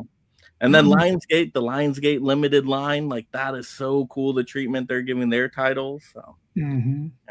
Excellent nominees, Huck. Yeah, Well, very thank good. And don't forget that re-release of Jaws 50th anniversary. That was from Right? That was stunning to see that in the theater again. Oh, like so good. All right, next up, we got Best Boutique of 2025. I totally forgot who had this one. Not me. Oh, Nate. I think I gave it over to Nate. Yeah, sorry, I'm letting my dog out. Okay, so there are 4 labels here. I'm going to go in the order of how they were found. I actually have a visual aid too for you, Mike. So the first one is Second Sight, who unfortunately I think only got like 3% of the vote, which is criminal. And the next one is Shout/Scream Factory, which got the second lowest. And then that's crazy too. Sorry, that's just nuts. They got second lowest because they're, believe it or not, like I say, they're the ones that released most of the 4K, even though they're re-releases. That's nuts. Yeah. Well, number 2 was rightfully this label, Criterion, one of the originals. And personally, I think that they had a really big comeback here, personally, because I don't feel like they've been on the top of their game for a while now with all these other labels. So this was great for them. And then the winner is Arrow Video, of course. Yay! Everyone's favorite is Arrow Video. So Arrow Video releasing all of the classics that we all love and the cult and fun favorite ones. Yeah. Yeah, Deep Blue Sea, like I said, just the Creep Show 2 and like the Jason Goes to Hell and Jason X and what have you. It's like, yeah. And, Salem's Lot this year and Mortal Kombat this year. Like, dude, like it may already be a clean sweep. Yeah, for the value and the price there, I mean, you can get some great Arrow quality stuff for pretty cheap, especially when they go with their Barnes & Noble sale. So you get that mass chunky box for $30. That's incredible. So good. I was so happy Arrow won. That was what I was doing. Miss 45, I was surprised when they released that because that's from Abel Ferreira, who did another film called The Driller Killer. Now, he's an interesting director and stuff like that, but I remember seeing Miss 45 in a docu-movie called Tearing the Isles. And they mention films like that. And you're like, well, okay, you want to check this out. Sure enough, Arrow pleases us and gives us those chunky boxes of that. Anybody shocked, though? Like by Second Sight being so little? I was. I thought it was going to be, out of those, Second Sight and Arrow were going to be duking it out. If it was me. But see, here's what I'll say, because I know you guys love Second Sight because you import and all that jazz. I think the more general public don't. I think Second Sight is Second Sight is probably the most niche of all of those, whereas Criterion, Arrow, Shout, those are all kind of prevalent to get here without having to pay a premium. So I think it's that premium that scares people away. So they can't vote on it. It's region. You have to be region free to get a lot of those. And you got to have the region free players. So if you don't have that, you're at a disadvantage. Yeah, because last year they did the French extreme films. They did Inside. They did Martyrs. They did films like that, man. Yeah, High Tension, which I have that 4K of High Tension. I do want to say, and I haven't heard anybody. I mean, I'm not saying just here, but like at all, the label of Hammer themselves, Hammer Studios, and what they're doing this year or last year was incredible. Oh yeah, the Curse of Frankenstein, obviously that release, but Captain Kronos, Vampire Hunter, Screen Mass Experiment, those kind of very early on takes of Doctor Who. That's essentially what it is. Yep. And especially this year, I think this year is going to be huge for them. Like Huck said, they are a overseas UK label, but they had an incredible year that I just wanted to highlight them. Yeah. Oh, I'd recommend one boutique label too. That's Powerhouse Films, aka Indicator. Or yes, see if I can see this one. Their release of Thirst, I think it was this year. But this one right here, Perfume of a Lady in Black. Powerhouse Films is great. They also released Hitchhike. This is probably Mimsy Farmer's best film. This is the greatest cover ever for this. If you haven't checked out Perfume of a Lady in Black, I highly recommend it. They also did Oh, I gotta look at what it is. Well, like Plot of Fear. Yeah, I have came that out. one. I haven't watched it yet. Death Carries a Cane is another one that I have Death looking Carries a right Cane at is me. pretty good too. All right, very good. Wow. We are now on to the most prestigious category here, the best physical media of 2025. So this is best overall. Pretty much how the nominees were decided here. I just looked at the categories, the polls that got the most votes, and then basically their winner became a nominee. So the 4 categories that got the most votes, they ended up becoming the nominees here. So yeah, let's look at the nominees. Now, once again, I don't own all these titles in the correct way, so just bear with me as I go through these. But the first one up, because the slipcover got so many votes and just got a ton of recognition there, is going to be, of course, the Superman lenticular slipcover, of course. This is a lenticular. That's hilarious. I did not get it with the lenticular, so the lenticular I have is the Barb and Star right there. But just imagine. It's only at Target, huh? I thought they didn't sell it in Superman store. But just let Tony hold it up. Okay. Well, you can, but Barb and Star is great, by the way. But yeah, Tony, show the lenticular. You can show. Tony's already put his stuff away. Oh, Tony. You gotta live with the Barb and Star then, okay? But I thought it was pretty funny. All right. Next up, the Criterion poll got so many freaking votes, and we know the winner of that one was Barry Lyndon. I still don't get it, but okay. So Barry Lyndon there. That's a nice looking addition too. It's different. From Nice little like digi kind of slip out box. Very cool. And then of course we had to have Teenage Mutant Ninja Turtles on there. Just incredible with the 3 movies. Once again, Arrow just did a great job there. And then, of course, the winner, which Jake, you can show it and everybody can show it because I do not have the right edition, is going to be the Nightmare on Elm Street. Yeah, I have that one. Put that one away. Y'all suck. Take it out. Ooh, look at that. Oh, blah, blah, blah. Very deserving winner. And, of course, you get the Freddy Krueger look-alike trophy, which will be this. Enjoy. Oh, right? Freddy Krueger's scrotum. But it looks like his face, right? A little bit. Yeah, well, it looks like the snake. It looks like the snake that's just kind of something else. There you go. Right? But yes, Nightmare on Elm Street, the 4K Steelbook box set wins the best physical media of 2025. Once again, I don't think anybody's shocked by that. No. You guys were all kind of going for that one. Makes a lot of sense. Mm-hmm. I think the only thing that could have given it a run would have been the Turtles box. That's what I went for. Sure. There's just so many Turtles fans. Yeah. Yeah. And plus, it's so cheap right now. Like, if you don't have the Turtles box set, it's like $60 at Barnes & Noble. Man. I mean, that's it's straight up nostalgia from watching the cartoon series as a kid and then seeing that film that's just like based literally off the graphic novels and the comics that are about as dark as those films are. So the first one, at least. Yeah. But yeah, Nightmare on Elm Street, not really much competition there. That just dominated. So that's excellent. But there we go. Those are all the awards, all the categories that hand out tonight for the final kind of round here as we go and let the audience know where to find us, any upcoming projects. We can also talk about, the future of physical media in 2026. If there's anything we're excited for coming up, any announcements, definitely let the audience know about that as well. But yeah, let's go ahead and kind of land this plane here. So Huck, you look like you are ready. You look very prepared up there. So what do you want to say to the audience? What do you got upcoming in 2026? And what are you looking forward to for physical media?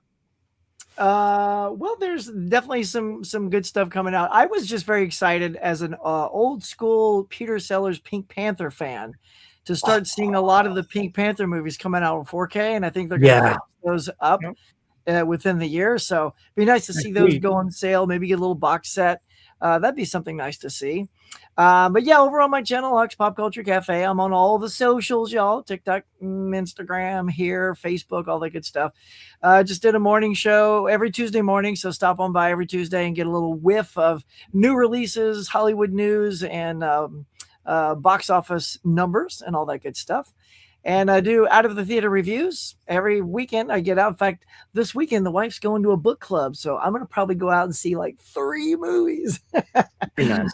So I'm very excited to utilize that time. So just be on the lookout for those. And we got a bunch of stuff coming up on the channel this year, including the 52-week movie challenge. We are going to do recaps every single month so that we can just talk about the 4 movies we saw and stay on top of that and make that cinematic journey a blast. I know some of you are part of that. So thanks to everybody that's joining. All right. And Chris. So tomorrow I'm doing my best top 10 of 2025 with my slasher bro Darren from Subjective Perspective Collective, Dead Pit, Euro Crypt, all that good stuff. Pay attention for that one. What I'm looking forward to, yeah, we already got future plans. Arrow's bringing out bangers. Like I say, they're bringing out Salem's Lot this month, I think. Later on, of course, Mortal Kombat. People are thinking hopefully it's the first 2. The other 2 I can do without the second one, but still those soundtracks are my childhood. I mean, but yeah, the first one in 4K, yes please, all day every day. I'm looking forward to that. Vinegar Syndrome with their newer labels of stuff like that. We got trailers for these classic 50s 60s shows and stuff like that. One specifically with Boris Karloff. If you've seen the trailer for that one, it looks really good. I forget the name of the series that he's doing. So there's a lot of stuff to come from that too, from Arrow, from Second Sight, obviously, and stuff like that. And to Jordan's point, man, I think Scream Shout Factory has gotten a lot of, unfortunate bad criticism. Sometimes you don't have a choice to do a lot of this stuff too, but to Tony's point, they came out with some great stuff this year and stuff like that. The Mario Bava box set, the 2 sleepaway camps, 2 and 3. Come on. I mean, I was waiting for those for a while. And so the Veil, thank you, Jeff. So yeah, there's a lot of future stuff coming. I think 2026 is going to be a good year, but I think nothing can top really so far 2025. It was a great year for physical media, where the rest of the world was going through some unfortunate stuff, but we have this great genre we can escape from, and so great stuff to come. And Nate, muted Nate. Yeah, no, I was, yeah. Yeah, you can find me on Film Journeys with Nathan Jones. I've had a couple of different iterations, but more or less each week I kind of cover the things that I've been watching and picking up. And so, yeah, do all things physical media. So, but mostly movies. So hopefully you can join for that. Anything you excited for physical media wise in 2026? I'm trying to save money, which is going to be really hard to do. Me too. But we'll see how that goes. I have a couple of things pre-ordered that I'm excited about, but nothing that like I can think of that's like off the top of my head. Maybe the Arrow, there's like an Arrow edition of something that just came out. Salem's Lot. Salem's Lot or one of those. Not Salem's Lot. It's coming out in like a couple months, like maybe March or April. Oh, okay. Man, I'm blanking on it. But anyway, I pre-ordered that. So, I know what it is. Shoot, what is it? It's the Excalibur. Jeez. Oh yeah. Oh, yeah. Why can't I think of it? Yeah. Anyway, I'm excited for Excalibur on 4K. And Jordan. Yeah, the movie Den. You can find me here on YouTube, Instagram, TikTok, all that stuff. Upcoming stuff, I've just continued with more trying to do videos as much as I can. Come hang out, talking about physical media, main focus, and movies. And I like to really focus on kind of more of the cult cinema stuff. 2026, I'm excited to see what more Arrow has in line with their partnership with Warner Brothers.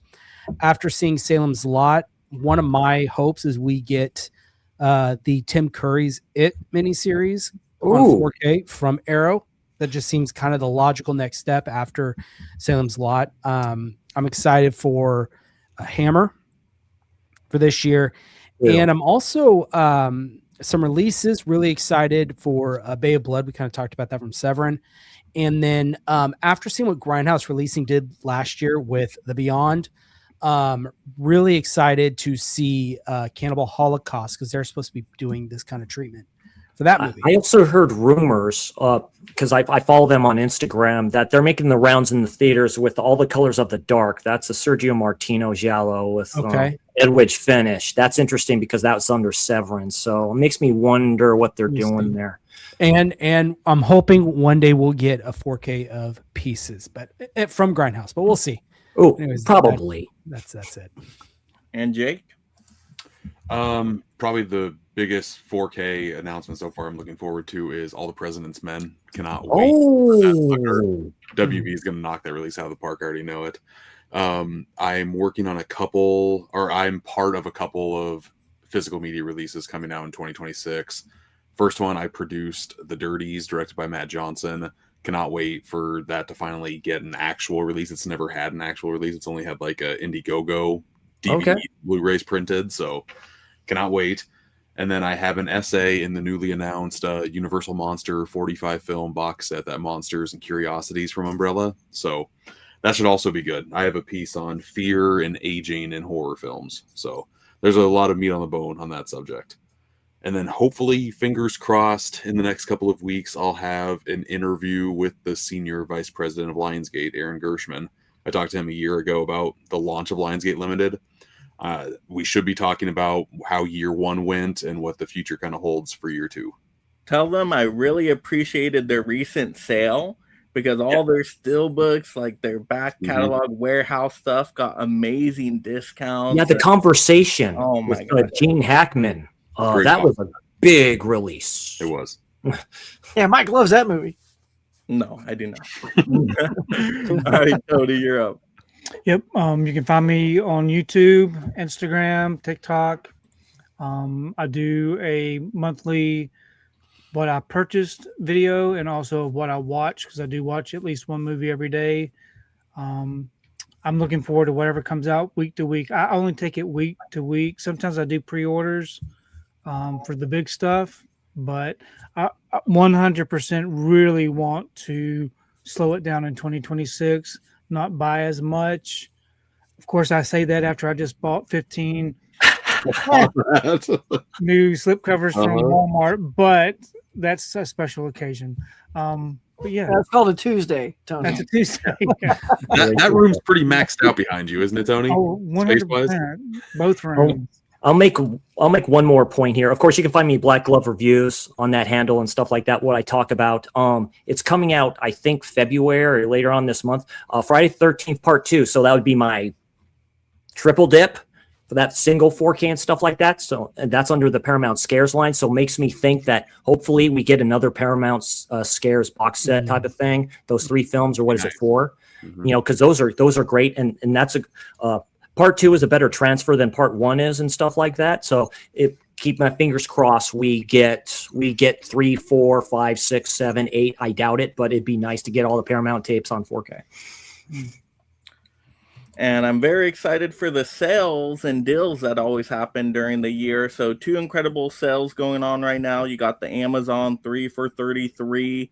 Like getting those 3 4Ks for $33, like that's incredible. So definitely take advantage of that. And then the Arrow Barnes & Noble 50% off sale. Right. If you were patient and you waited on those titles, now you are rewarded. So yeah, that's a great sale as well. Congratulations, people. Yeah. Be patient. Patience is the key there. But yeah, very excited for that, of course. Other than that, once again, check out these panelists' channels, watch their videos, of course, enjoy their amazing content. All the channel links are in the description below. Also, there is another award show coming up on my channel, and just under a week here, we got the Popular Award Show where we celebrate the theatrical releases that people loved in 2025. Basically, the popular movies that the Oscars don't recognize as much. We talk about the horror movies people love, action movies, comedies, just the things that kind of get overlooked by the Oscars typically. So please vote in the Popular Award Show polls community tab on the channel if you haven't voted in those. Trying to get as many votes in as possible for that. But other than that, once again, if you haven't done everything yet, like, subscribe, notification bell, hype up the video if you can, leave a comment, even if you're watching a replay here. Just let us know what were your favorite releases of 2025. But other than that, if you're thinking about, should I give him another subscriber? Just think about this in your mind. Help me get one more. That's all you got to do. Just help us get one more out there. But other than that, just have a great night, everybody. Have a good one. Go watch your movies. Thank you, thank you, thank you, thank you.